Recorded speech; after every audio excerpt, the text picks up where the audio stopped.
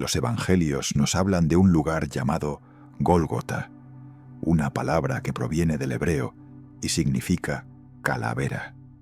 Según la tradición, allí fue crucificado Jesús, el Hijo de Dios. Muchos creen que el nombre hace referencia a la forma del terreno, una colina cuya silueta recordaba un cráneo humano.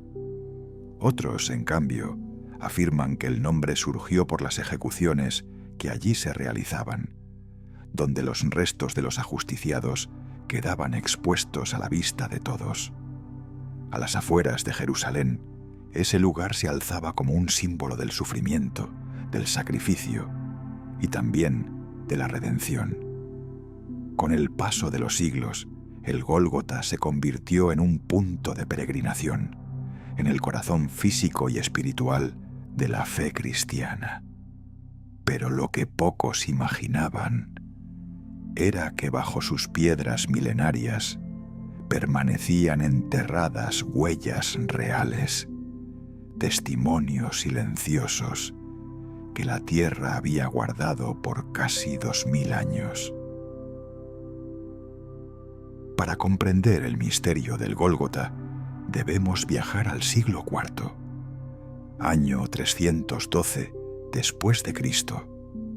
El emperador Constantino, tras una visión celestial, se convierte al cristianismo, marcando un antes y un después en la historia del Imperio Romano. Poco tiempo después, su madre, la emperatriz Helena, emprende un viaje sagrado a Tierra Santa. Movida por la fe, Helena identifica lugares mencionados en los Evangelios: Belén, el Monte de los Olivos, y aquel monte donde Cristo fue crucificado. Allí ordena levantar un templo, un monumento que con el tiempo sería conocido como la Iglesia del Santo Sepulcro, uno de los lugares más venerados del planeta.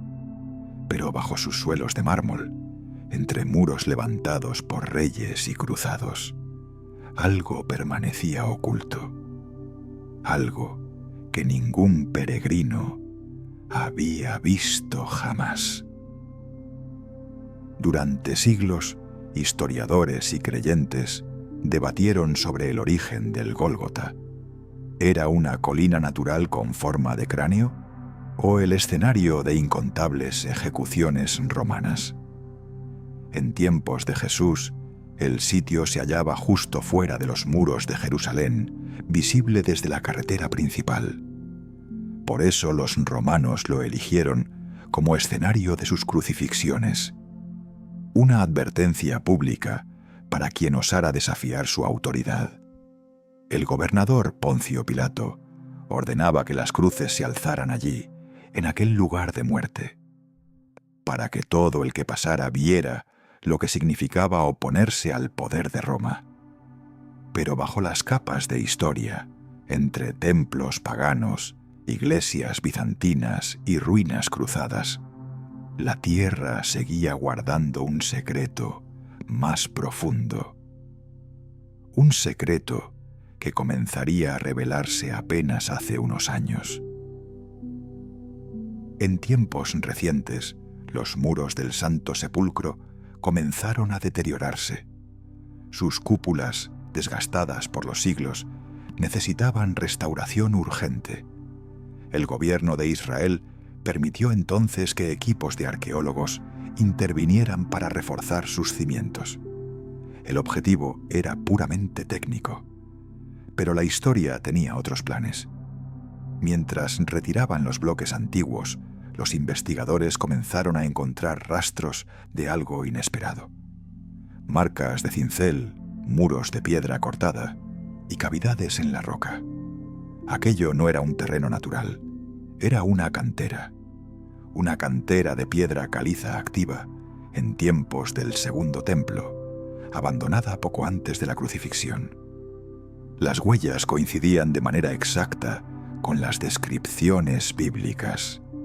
El Gólgota no era solo un símbolo espiritual, era un lugar real, una cantera abandonada, convertida después en escenario de muerte y redención. Pero los arqueólogos descubrieron algo más.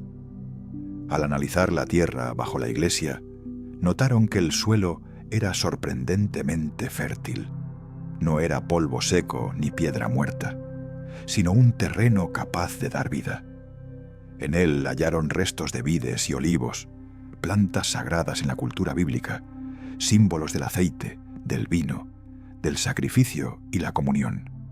La sorpresa fue mayúscula, porque el Evangelio de Juan decía: «Y en el lugar donde fue crucificado había un huerto, y en el huerto un sepulcro nuevo». Juan 19:41. Durante siglos, muchos habían tomado ese versículo como metáfora poética. Pero ahora, la tierra misma lo confirmaba. El Gólgota estaba rodeado de un jardín real, un huerto junto al sitio de la cruz.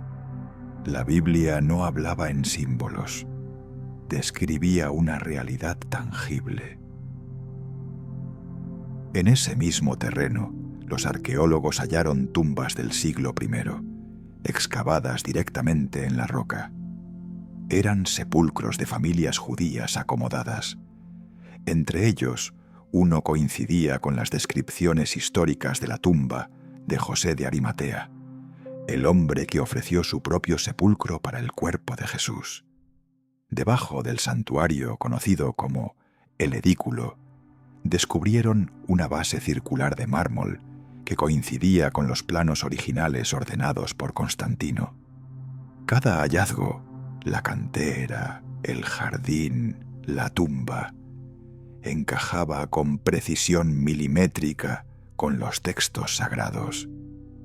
Era como si las páginas del Evangelio hubieran estado esperando miles de años para alzarse nuevamente ante el mundo. Uno de los investigadores más destacados, el profesor Francesco Astasolla, quedó profundamente impresionado con los hallazgos. Contó cómo observó a los obreros extraer la tierra fértil que yacía justo bajo el suelo de la iglesia, y cómo esa misma tierra, dijo, podría volver a usarse hoy para plantar.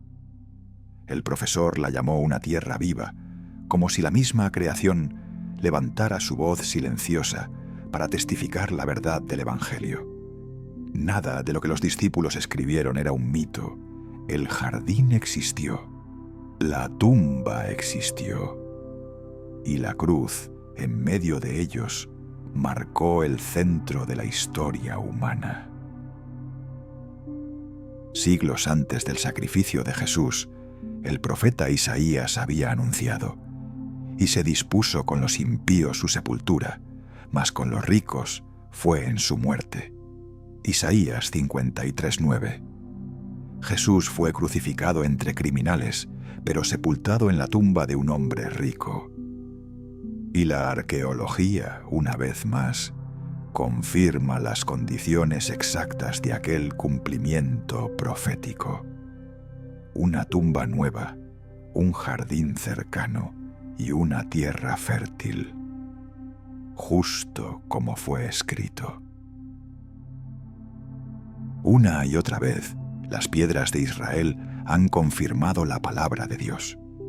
La estela de Teldán, que menciona la casa de David, la piscina de Siloé, donde Jesús sanó al ciego, los muros derrumbados de Jericó, todos considerados leyendas, hasta que la tierra habló. Y ahora, el Gólgota se une a esa lista de testigos silenciosos.